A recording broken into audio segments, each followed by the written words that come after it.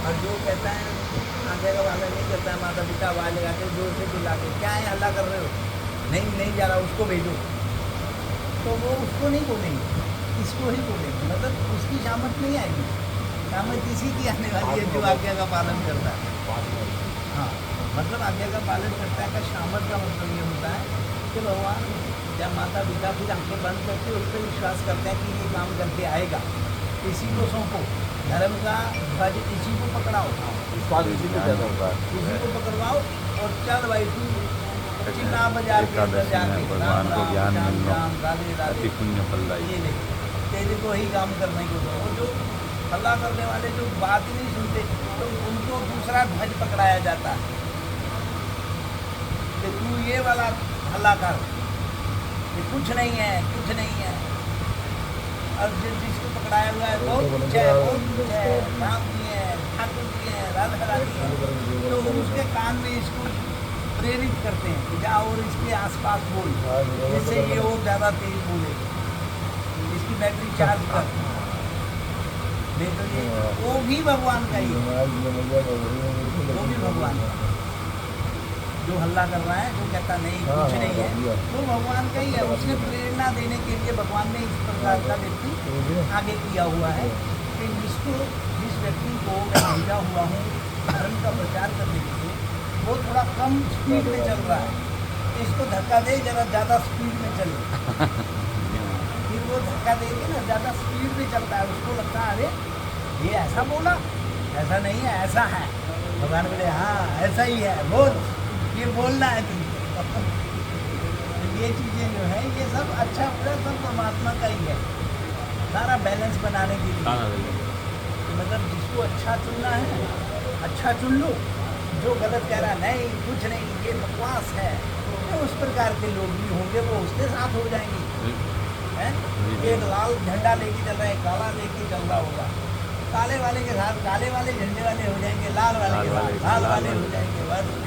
बस बोलते जाओ, आनंद लो, मजे लो। बस देखना ये है कि किसने कितना जोर जोर से चिल्लाया, उसका बैलेंस देखो कि इसने कितना चिल्लाया, जोर से बोला लेकर के अपना कितना नारा लगाया जोर से। एक आदमी अगर बिल्कुल धीरे से बोल रहा है भारत माता की जय, तो उसमें कम सुनाई देगा। जो पास जोर से बोलेगा तो दूर वाले भी सुनेंगे, तो दूर वाले सुनेंगे तो दूर वाले भी जय बोलेंगे जो उससे संबंधित होंगे। तो इसीलिए ज़्यादा जोर से चिल्लाने वाले को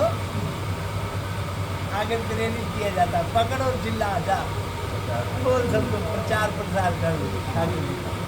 और जो प्रचार प्रसार के खिलाफ है वो भी ठाकुर जी के हैं, वो उसके ऐसा नहीं बोल सकते आप कि ये दुष्ट है, ये भगवान का नहीं है, नहीं है, ये दोनों उसी के, दोनों उसी के, हाँ दोनों उसी के, दोनों उसी के। ये जरूरी नहीं है, ये जरूरी नहीं है कि जो माला फेर रहा था उसी के पास राम जी जाएंगे।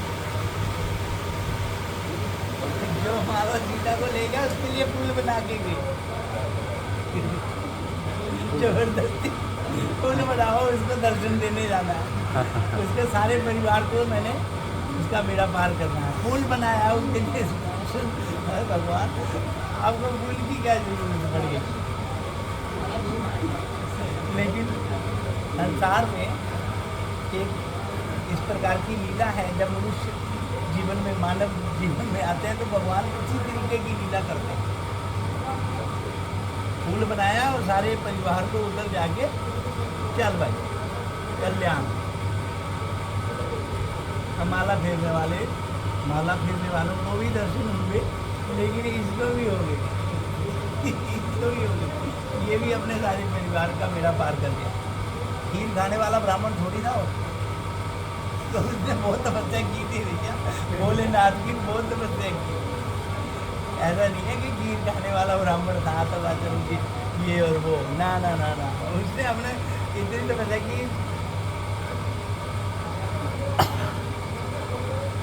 शास्त्रों में ये वर्णन है कि अपने शरीर का अंग देना, शरीर का अंग देना, ये वस्त्र दे सकते हो आप धन दे सकते हो, सोना चांदी दान कर सकते हो, हैं, शरीर कैसे दान दे दोगे यार? शरीर कैसे दे सकते हो? लोग तो भूमि भी दान करते हैं, अन्न दान करते हैं, सब प्रकार के दान करते हैं, लेकिन उसने तो अपना शरीर काट के दिया। तो भोलेनाथ प्रसन्न नहीं होंगे? तो भोलेनाथ जब प्रसन्न होते हैं तो फिर क्या प्राप्त होता है?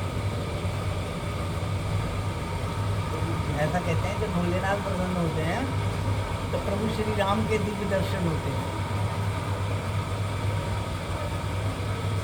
और जब राम जी प्रसन्न होंगे तो भोलेनाथ की तरफ आपको प्रेरित करेंगे, जाओ लोटे के ऊपर जल चढ़ाओ, जो मर्जी करो, मतलब माथा टेको चाहे ना टेको, दिल में उनको बसा के हृदय में उनका ध्यान रखो। ये बिल्कुल सत्य है कि राम जी को आप प्यार करते हो, हाँ करते हैं। भोलेनाथ जी के प्रति वो आपको इतना प्रेम करवा देंगे कि आपका मन उस तरफ करेगा जाने का, ऐसा है, ऐसा है। और अगर भोलेनाथ जी प्रसन्न हो गए तो लो, रावण को राम जी साक्षात फूल बना के आए, फूल बना के आए, और सारे परिवार, मतलब कोई व्यक्ति ऐसा नहीं छूटा, कोई व्यक्ति नहीं छूटा जिसका कल्याण नहीं हुआ। बस वो विभीषण जी स्वयं ही शरणागति हो गए तो उसका अपने आप हो गया, बाकी को तो सदगति ठाकुर जी ने दी। ऐसा